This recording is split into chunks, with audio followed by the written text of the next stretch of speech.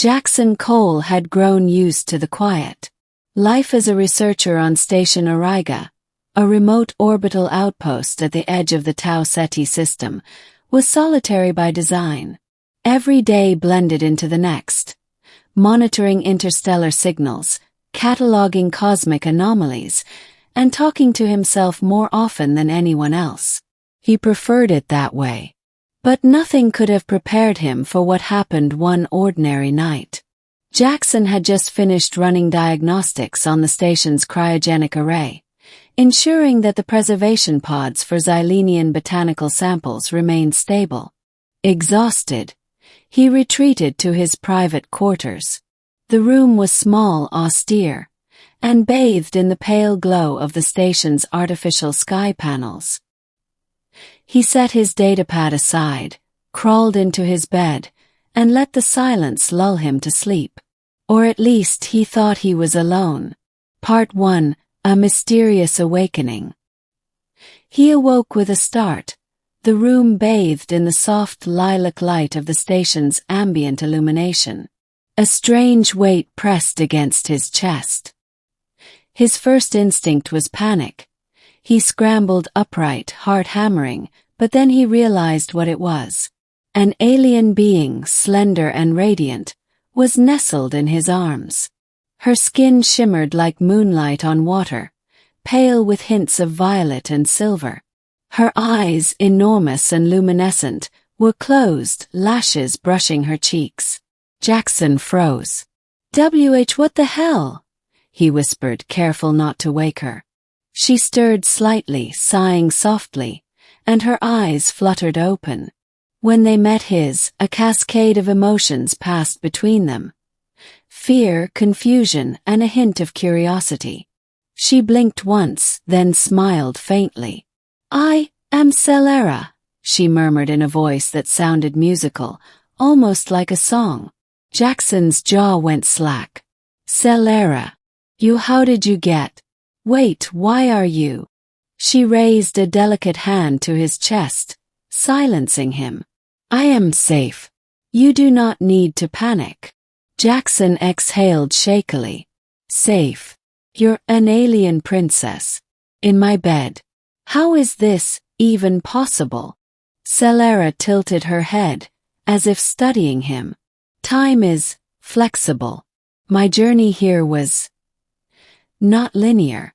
You were meant to find me, even if you do not understand yet." Jackson ran a hand through his hair, still processing. I went to sleep alone. I didn't. This makes no sense." Her smile widened slightly. "That is because it is not meant to make sense at first. But it will in time."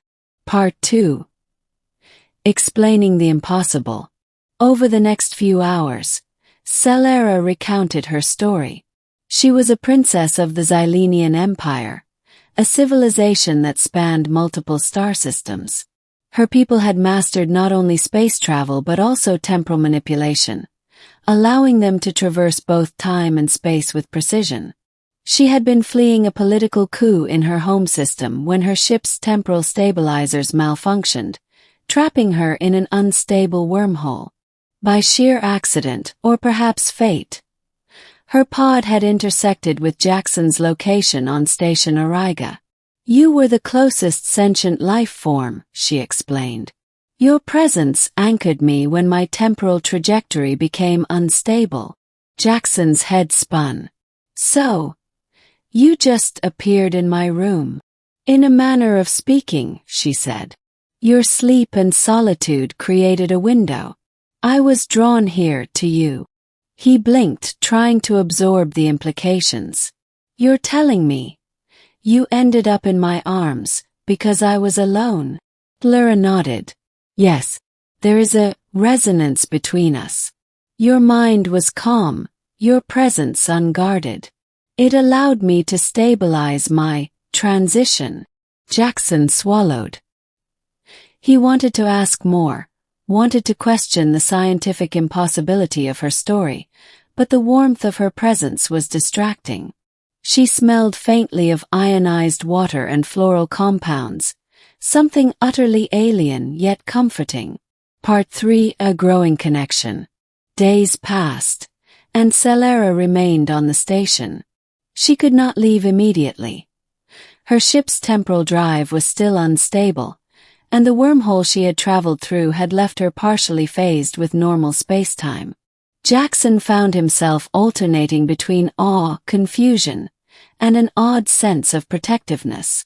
The alien princess, regal even in vulnerability, adapted surprisingly well to life on the station. She helped him catalog cosmic anomalies, assisted in minor repairs, and even displayed curiosity about human culture, asking questions about food, music, and customs. And yet, there was an unspoken tension. Every time she looked at him, her gaze lingered, and he felt as if she could see the thoughts he hadn't even voiced aloud. "You think too much," she said one afternoon while he analyzed a series of gamma-ray bursts. "I what?" he asked, surprised. "I can feel your mind," she said simply. "You worry, you wonder, you overanalyze. Yet your heart is honest." Jackson felt a blush creep across his cheeks. That's kind of unsettling, actually." Selara's smile was soft, almost tender. "Perhaps. But it is also reassuring." Part 4: Crisis in the Laboratory. One evening, while testing a new containment field for a volatile Xylenian mineral sample, an unexpected surge occurred. Sparks flew, alarms blared, and a faint blue energy leaked from the chamber. Jackson reacted instantly, but Selara moved faster. Her hands glowed with a soft silver light as she extended them toward the destabilized field. Energy danced around her fingertips, stabilizing the chamber in moments. "You saved us," Jackson said, awestruck. "No," she replied, her eyes meeting his. "We saved each other. You acted with courage, and that courage allowed me to focus."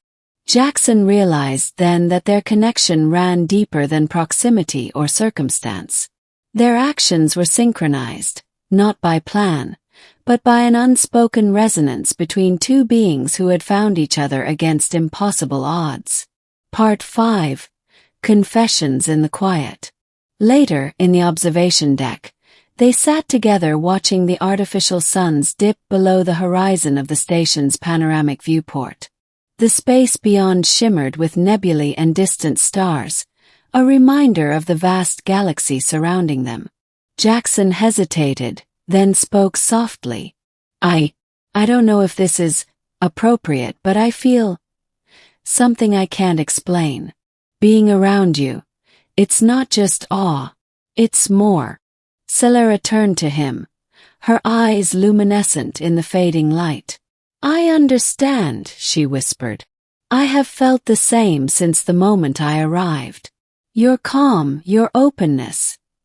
It resonated with me in a way I did not expect." Jackson's pulse quickened. "So, we're this together." "In a manner of speaking," Selara said, her voice gentle yet firm. "You are human, I am Xylenian. And yet here we are. Perhaps the galaxy has chosen this path for reasons we cannot yet comprehend." Part 6: Facing the Future Together. Days turned into weeks. Selara's temporal drive remained unstable, but with Jackson's assistance, she could partially anchor herself to the station. Their bond deepened not through words alone, but through shared actions, glances, and moments of unspoken understanding. The station's crew began to notice.